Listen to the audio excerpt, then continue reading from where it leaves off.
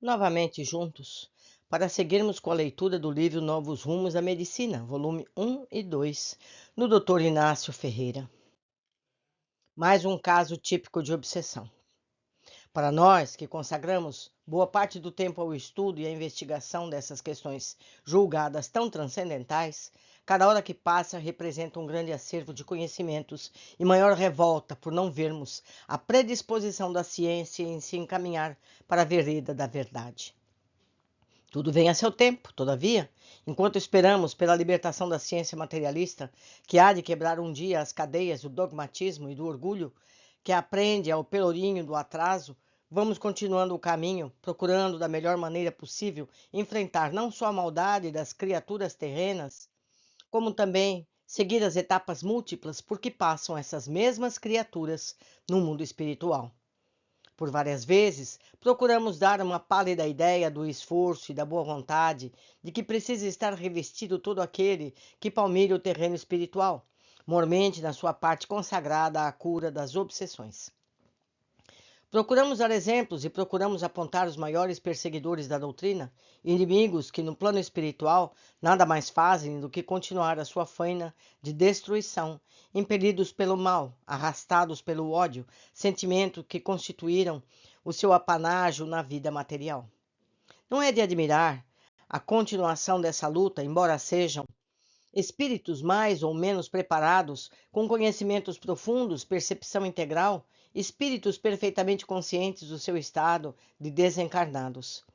Não é de admirar, porque os sentimentos não inerentes ao espírito pertencem a ele e continuam a patentear-se em toda a sua força, em todo o seu característico. Quantos assassinos, autores dos crimes mais bárbaros, embora, entre grades, sofrendo a injustiça dos homens, não continuam persistindo no seu ódio e na maldade, sem se arrependerem dos crimes cometidos?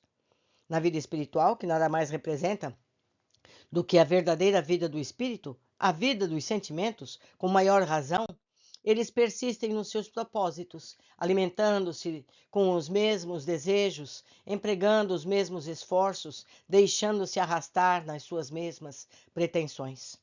Essa observação representa mais uma prova de tudo o que temos expendido em diversas oportunidades, procurando estabelecer a verdade sobre a base dos fatos e dos exemplos. É a observação de uma enferma que já por 3 vezes foi internada como louca, 2 vezes em Belo Horizonte, a última aqui em Uberaba, onde ficou durante 10 meses de tratamento.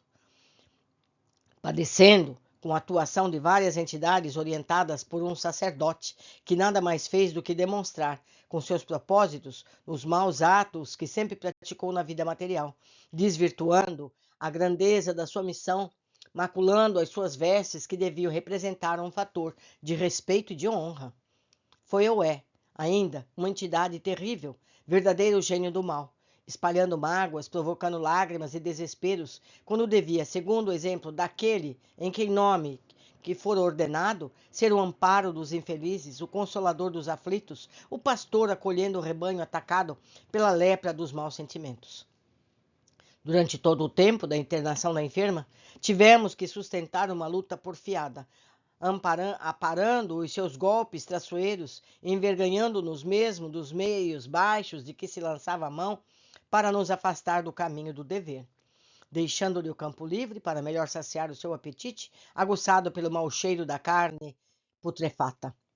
Por várias vezes, incorporado, ouvimos insultos soezes, salpicos de lama, que não nos atingiram por estarmos abroquelados na moral cristã e no sacrosanto dever imposto pelo conhecimento espiritual. Essa entidade, após longos meses, foi afastada de sua vítima e, pelo que se revelava, continuará ainda, mesmo como encarnada, a manchar toda e qualquer associação que tiver a infelicidade de contatá-la no seu seio, enganada pela exterioricidade com que sempre procurou ocultar o vírus de sua alma, disfarçar o seu mau cheiro desprendido dos seus sentimentos baixos e indignos. Deixemos que ela cumpra sua missão de corvo negro na ânsia de aumentar o seu rosário com as contas psíquicas das mágoas, das dores, das torturas por ela espalhadas. Fazemos votos para que um dia, em seu próprio benefício, essas mesmas mágoas, essas mesmas torturas, essas mesmas lágrimas se transformem em contas psíquicas, em contas materiais, para que ao passar o seu rosário, seus dedos possam sentir e transmitir ao seu espírito as irradiações benéficas da prece que elas representam. Prece, linguagem muda elevada a Deus, pedindo paz, tranquilidade e harmonia para todas as criaturas. Em 17 de fevereiro de 1939, orientado por uma consulta feita a um dos médiuns de Uberaba, verdadeiro apóstolo da doutrina, vieram trazer-nos uma jovem para ser internada num sanatório. Estava completamente perturbada das faculdades mentais, vivendo inquieta numa agitação constante, ora rindo, ora chorando, tudo de permeio com cânticos sacros, recitação de passagens bíblicas sobre as quais discorria, demonstrando grande conhecimento. Estava com forte desequilíbrio orgânico, muito fraca e abatida, requerendo sérios cuidados no seu estado de saúde física e mental. Não era a primeira vez que ficava nesse estado, e a família já havia consumido todas as suas economias em peregrinações por consultórios e sanatórios especializados. Há 2 anos, mais ou menos, vive nesse estado de sofrimento, podendo, assim, resumida essa provação por qual ela passou. Em fins de 1937, contando 16 anos de idade, era uma jovem normal, estudiosa, alegre e trabalhadeira. Nenhuma doença grave que perturbasse o seu ritmo de vida. Em véspera de prestar o seu exame para o 4º ano primário, começou a manifestar um grande receio das provas, pelas quais teria de passar, rezando continuadamente, apegando-se à proteção dos santos, aos quais fazia promessas constantes. Apesar de toda a família ser católica militante, não deixou de admirar tanto fervor religioso, procurando incutir ânimo e coragem. Prestou seus exames, foi muito bem sucedida, era inteligente, estudiosa, conquistando assim lugar proeminente entre os da sua turma. Chegando a casa, após esses exames, em vez de demonstrar júbilo, satisfação, denotava ao contrário uma tristeza profunda, tornando-se arredia, perdendo o ar alegre e satisfeito que sempre a acompanhou. Sentava-se em um canto qualquer, ali permanecia horas seguidas, como que engolfada em sérios pensamentos, insensíveis ao que se passava em torno de si, despreocupada, indiferente da sua própria higiene. Somente carregada, conseguiram levá-la à cama, onde permaneceu numa só posição, como que insensível, morta, sem dar uma palavra, sem nenhuma demonstração de dor ou de alegria. Alimentação líquida dada à força e às colheradas, sem que pedisse ou manifestasse repugnância, indiferentismo aterrador, que nem mesmo os 4 médicos que a trataram durante 3 meses conseguiram modificar com sua ciência e seus medicamentos. Deram o caso como sendo de fundo histérico, chegando mesmo, após 3 meses, a abandonar o tratamento que servira, todavia, para sustentar um pouco do seu equilíbrio orgânico. Uma noite, várias pessoas da família e algumas amigas conversavam em seu quarto. Uma das suas irmãs mais velhas, dizendo sentir-se mal, teve uma espécie de acesso, ficando fora de si, muito esquisita, pronunciando as seguintes palavras: "Mamãe, eu não esperava a senhora vir aqui agora. Estou sozinha, mamãe. Eu peço que a senhora espere os meninos chegarem, porque não ficarão muito pesarosos sabendo que a senhora esteve aqui e eles não a viram." "Está bem, mamãe. Já que a senhora não pode esperar, siga com os anjos de Santa Teresinha."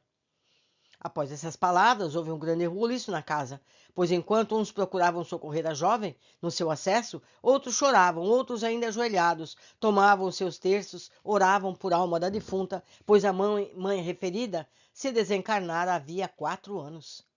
A doente, na cama, não havia dado a mínima demonstração de abalo, continuando, como sempre, na sua insensibilidade. No dia seguinte, porém, repentinamente, sentou-se na cama, chamando por sua madrinha, pediu-lhe água, alimentos, dizendo sentir sede e fome. Era um verdadeiro milagre, atribuído naturalmente às orações da véspera, às missas que haviam mandado rezar, em benefício da alma que havia aparecido. Melhorou rapidamente, demonstrando apenas uma religiosidade fora do comum, constituindo uma verdadeira ideia fixa o querer internar-se em colégio de freiras. Permaneceu nesse estado durante 3 meses, fim dos quais, repentinamente, ficou louca, desvairada, a ponto de ser preciso vigiá-la dia e noite, até que puderam interná-la em uma casa especializada. Ficou internada durante 6 meses e, como disseram os médicos, que era um caso perdido, sem a mínima esperança de cura, foi retirada, voltando à sua residência, onde continuou sob os cuidados de vários médicos, sem que obtivesse melhoras. Não estava furiosa, porém requeria cuidados contínuos, pois a sua preocupação única era ir à igreja ou se internar em um colégio de freiras, chegando mesmo a fugir várias vezes para realizar esse seu desejo. Assim permaneceu durante alguns meses, até que em dezembro de 1938 começou a manifestar os mesmos sintomas antigos, começando por ficar quieta, calada, até manifestar um estado de loucura, agitação, falando, cantando e rezando sem cessar. Não dormia, não se alimentava, rasgava todas as suas vestes. Tem 9 irmãos vivos e ninguém da família com perturbação mental. Apesar de ter sido constatado desde o primeiro dia um caso típico de obsessão, não deixou, todavia, de sofrer imensamente, pois foram 10 meses de uma tortura constante, sem trégua, durante os quais pudesse refazer-se um pouco. Sem noção de espaço, tempo e lugar, sem memória, sem raciocínio, pouco se incomodava com todos os princípios de higiene e de moral, pois vivia suja, quase sempre nua, apesar dos cuidados constantes que cumpria dispensar-lhe. Desde os primeiros dias do seu internamento, tivemos a certeza absoluta de que estava sob influência de várias entidades. Um rapaz, um padre e uma freira. Por maiores esforços que fizéssemos, organizando trabalhos apropriados, recorrendo ao auxílio a entidades amigas, nada conseguimos durante os primeiros 5 meses do seu internamento. Eram espíritos terríveis que aproveitavam o seu livre-arbítrio, recusando incorporação. Infelizmente, não dispunhamos também de médiuns, cuja constituição física fosse capaz de resistir às suas violentas manifestações. Após esse prazo, por 4 vezes, o padre se manifestou, apesar de todos os recursos de que lançamos mão. Não conseguimos que se atenuasse a sua cólera, ou que ele abrandasse a tortura que infligia à sua vítima. Por que procedia assim? Quais eram as suas intenções? Só a muito custo conseguimos saber que ele era o elemento principal de tortura da internada, e sob suas ordens tinha as outras entidades que reforçavam a sua atuação. A tudo resistiu: conselhos amigos, certeza da sua vida espiritual, lembrança da sua vida sacerdotal, sentimentos de família, fracasso das suas teorias e ensinamentos. Não entrava em pormenores e nada revelava do passado ou do presente, apenas respondendo que não desistia, pois a sua atitude estava definida e não a modificaria de modo algum. Tinha aí suas razões íntimas para agir e haveria de empregar todos os seus esforços para manter de pé as suas convicções e seus propósitos. Tínhamos verdadeiros duelos de palavras, desafios que nos empolgavam mutuamente, e ele esgotou todos os seus recursos para nos lançar à margem, desviando-nos do seu caminho. Tivemos a força e o amparo preciso para resistir aos tropeços que opunham a nossa marcha. Porém, vencemos, apesar dos muitos desgostos, aborrecimentos, desassossegos que nos acarretou. Após 6 meses de luta, conseguimos, uma noite, a incorporação da freira que o auxiliava. Logo, as primeiras palavras, ele tomou violentamente um dos médios e, apesar do seu palavreado de baixo calão, ameaças de todo gênero contra sua aliada, fizemos com que ela lançasse um raio de luz sobre aquela tragédia. Aqui tem uma foto sem condições de nitidez, por isso eu não coloquei. A enferma, em uma de suas atitudes, súplica, desespero, amparada pelos nossos conselhos, encorajada por entidades amigas que a rodeavam, assim falou por entre lágrimas e soluços: "Oh, meu Deus, tende piedade de mim. Meu Deus, quanto tenho sofrido. Sim, sofrido tanto e tanto. Que hei de fazer para minha salvação? Não, não sofro dores físicas, reconheço o meu estado. O que sofro é tortura moral, uma incerteza que desespera. Tenho desejos de falar, mas temo, depois, maiores torturas e maiores sofrimentos, pois que ele prometeu vingar-se de mim, caso revelasse qualquer coisa. Oh, tenham piedade, eu preciso falar, hei de falar, pois já não aguento mais essa tortura. Eu fui uma das vítimas dele no convento e mais tarde, sob suas ameaças, tornei-me sua aliada. Quanto horror, meu Deus! Quantas e quantas vezes não misturei, por sua imposição, as minhas lágrimas com a da moça posta a... Desculpa, vou ler outra vez. Quantas e quantas vezes não misturei, por sua imposição, as minhas lágrimas com a coca posta no chá para as suas alunas. Ele é um monstro, não é um ministro de Deus. Cometeu os maiores horrores e continua trabalhando ainda para provocar coisas horríveis dentro e fora desta casa. De onde sou? Pertencia às ordens das Carmelitas, na Espanha. Fui uma vítima e mais tarde uma verdadeira escrava sob suas ordens, cometendo os maiores crimes com aquelas moças. Um dia, ante a sua ameaça de tirar o nosso filho ao Poço Negro, abjurei e fugi da Espanha. Pouco depois morri na miséria e há pouco tempo 2 homens foram me buscar, dizendo que era para vir auxiliá-los aqui. E só agora sei que foi a mando dele, pois aqui estava continuando a sua senda de crimes. Chora sentidamente e volta-se para um lado, como se conversando com entidades amigas que se aproximam e, por entre soluços, faz as seguintes interrogações. Como? Morreu? Na guerra?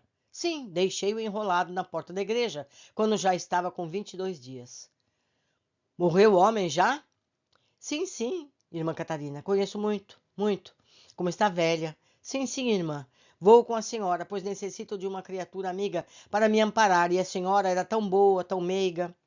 E se desincorporou, para seguir aquela entidade amiga, em cuja companhia tinha certeza de encontrar um amparo no seu desespero e tranquilidade, para melhor raciocínio e compreensão ante a grandeza e o poder de Deus.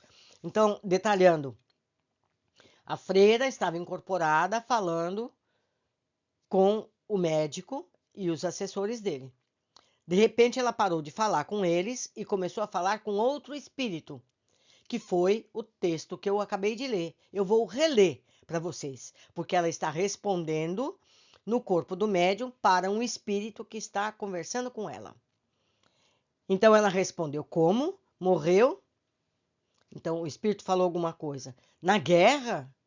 Sim, deixei-o enrolado na porta da igreja quando estava com 22 dias. Ou seja, ela abandonou o filhinho que ela tinha como freira lá no convento, deixou na igreja para outra pessoa pegar e criar.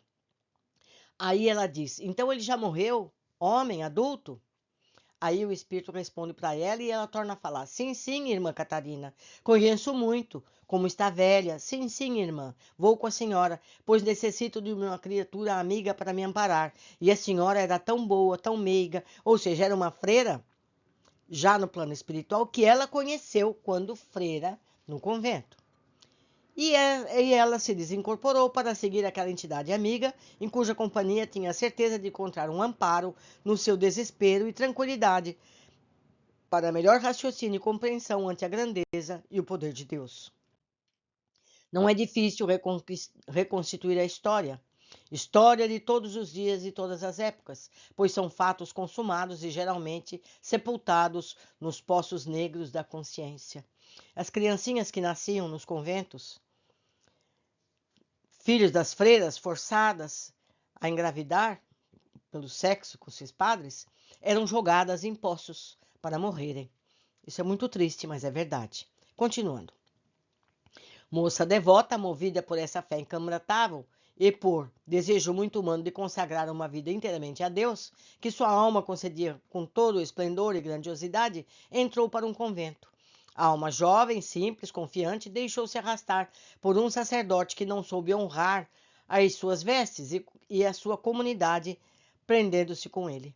Daí por diante, embora conhecendo o horror do seu procedimento, nada mais pôde fazer, pois como culpada, dominada pelo seu algoz, deixou-se arrastar cada vez mais pela senda do crime, auxiliando nas suas torpezas, nas suas ignomínias, encobrindo todos esses crimes no Poço Negro, ao qual se referia com tanto horror e asco.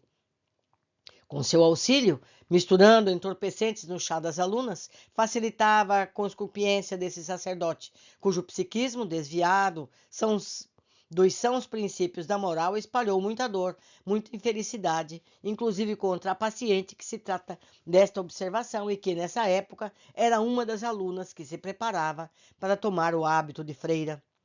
Notando a insaciabilidade do seu algoz, não mais querendo concorrer com tanta miséria, com tanta infelicidade, já grávida, fugiu do convento e se atirou no redemoinho do mundo, temerosa de ver atirado ao Poço Negro o filho que trazia nas entranhas, preferindo deixá-lo à porta de uma igreja, confiando assim aos cuidados de Deus. Desencarnou pouco tempo depois, vitimada pela miséria, pela tortura, sem que nunca mais tivesse notícias do seu filho.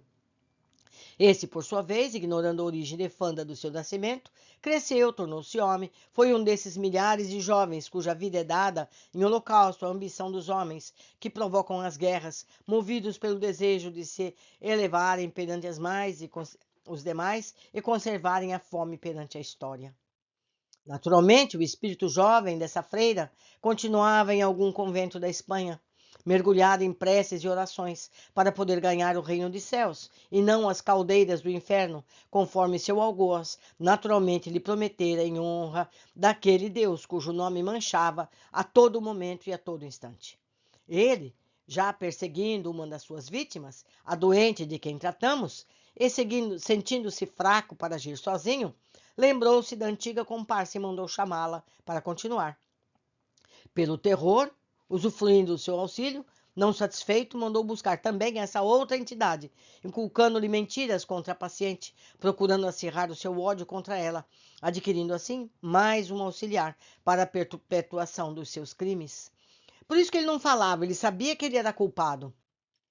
O espírito da freira, inconsciente do seu estado de desencarnado, ela nem sabia, coitada, que tinha morrido, continuando sob suas ordens, temeroso em represárias de vingança, pois o sabia capaz de tudo, foi-lhe prestando auxílios, embora contrafeito, até que chegou a esse trabalho espírita, ocasião em que lhe foi confirmado o seu estado no mundo da espiritualidade, onde lhe foi reavivada a confiança no poder de Deus, na justiça, na onisciência daquele que manda no mundo, com os seus emissários, não esses corvos negros que vivem cerceando consciências e acendendo fogueiras para espalhar o terror, o luto, a miséria, a lágrima, a orfandade, a viuvez, mas sim emissários que reconhecem as criaturas como filhos de um Criador Supremo e que vêm à Terra para amparar todos aqueles que curtem provas amargas, amparando e consolando as vítimas da maldade humana.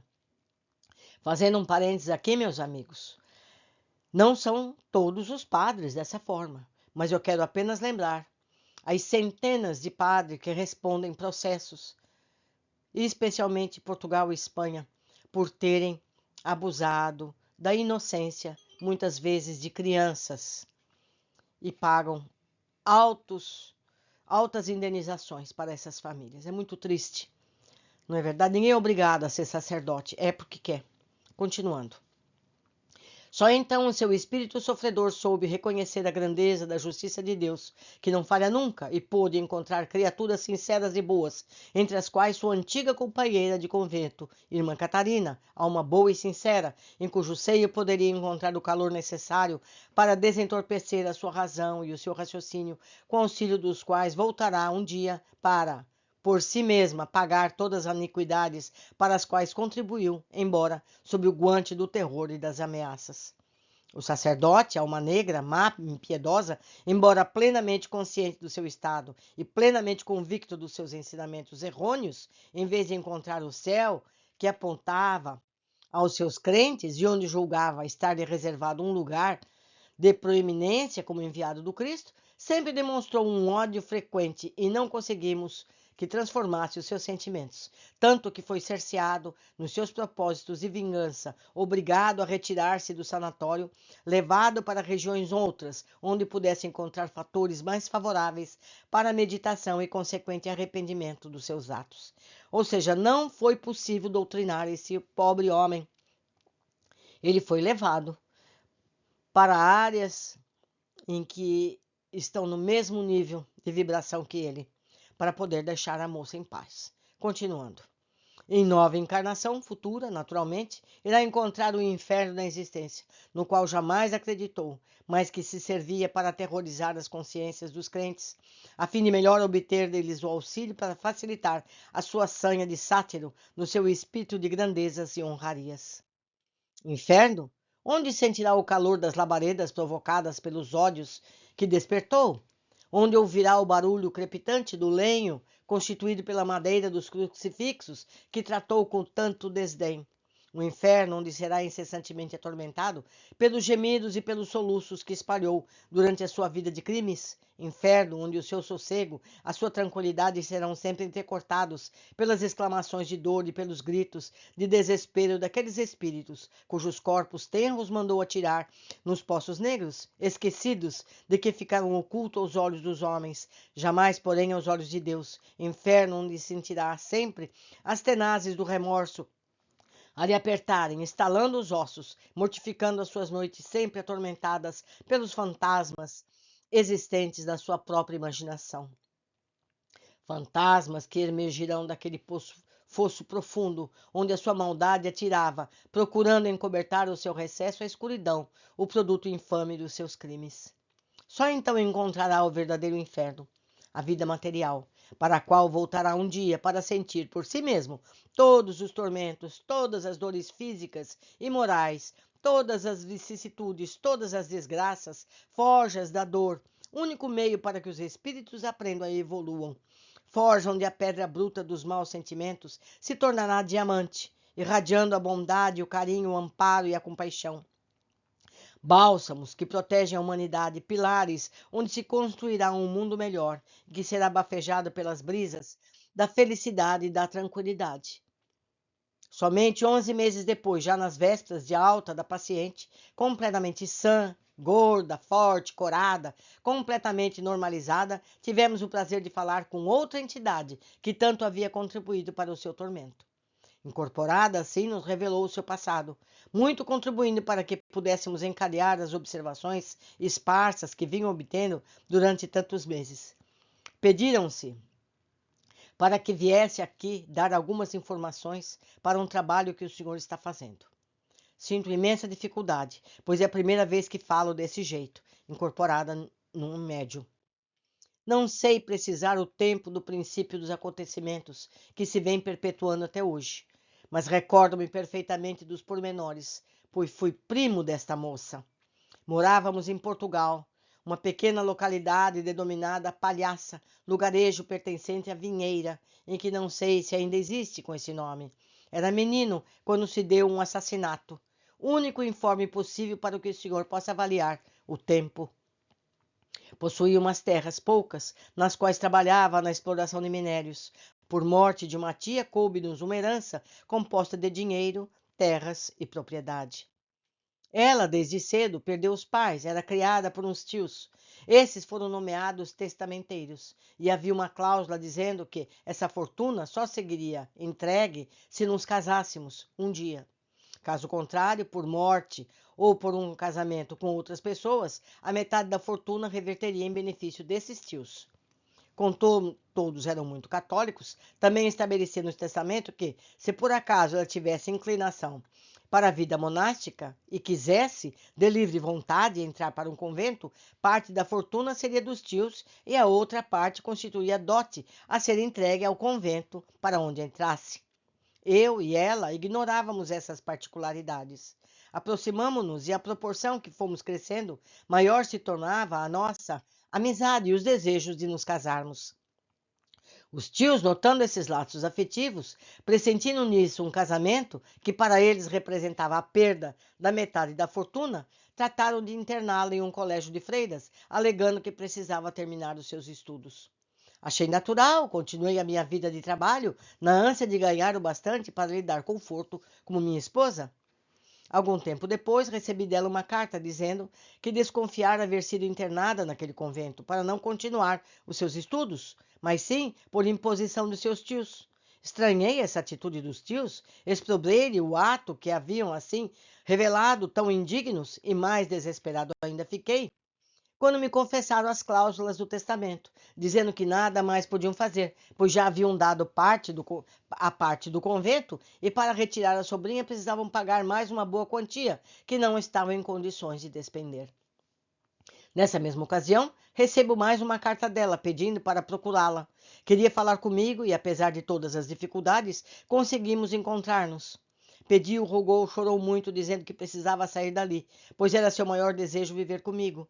Voltei ao trabalho, mais do que nunca desejoso de arranjar uma quantia precisa para obter a sua libertação.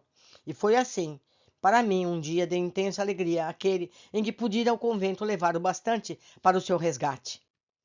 Imediatamente providenciei para o nosso casamento, e justamente no instante em que me embriagava com tanta alegria e felicidade, ela me transformou a criatura mais infeliz que se pode imaginar, confessando-me que estava grávida, apontando um dos padres do mosteiro de São Jerônimo, dizendo mesmo que ele havia aconselhado para se casar comigo, a fim de ocultar a sua infâmia.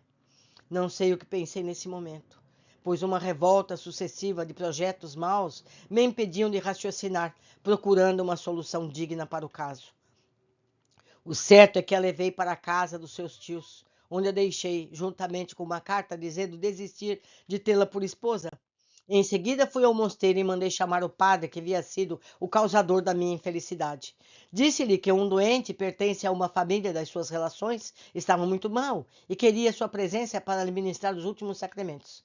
Acreditou na minha mentira e me acompanhou.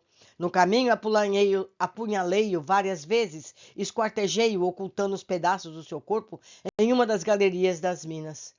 Fugi de Portugal, andei muito, viajei sem cessar, passando por todas as vicissitudes, por todas as humilhações, indo morrer na Espanha. Ela continuou em Portugal e, em breve, era uma das rameiras mais conhecidas pelo seu luxo, pelos seus escândalos, e os seus tios, explorando-a, em breve tempo ficaram ricos. Renegou o filho para melhor viver na vida de orgias como dançarina de cabaré. Nunca mais a vi. Já como espírito consciente, encontrei o padre, na Espanha, prestes a reencarnar. Com sua lábia, atirando toda a culpa para ela, qualificando-a mesmo como uma perfeita degenerada, conseguiu que nos tornássemos amigos, nos reencarnamos juntos, tomamos o hábito e fomos padres. Pouco depois ele veio para o Brasil, onde morreu com avançada idade, quando fiquei em Portugal, morrendo muito moço aos 26 anos apenas. Ele procurou vingar-se dela, porque depois de se atirar na vida de orgias, contava para todo mundo tudo o que fizeram com o seu convento. A freira, por sua vez, era também sua inimiga, porque sobre o primeiro filho que tivera, procurou inocentar-se, apontando-a como sendo a mãe. Naquela noite que o senhor conversou com a freira, senti que as lágrimas delas tocavam o meu ser.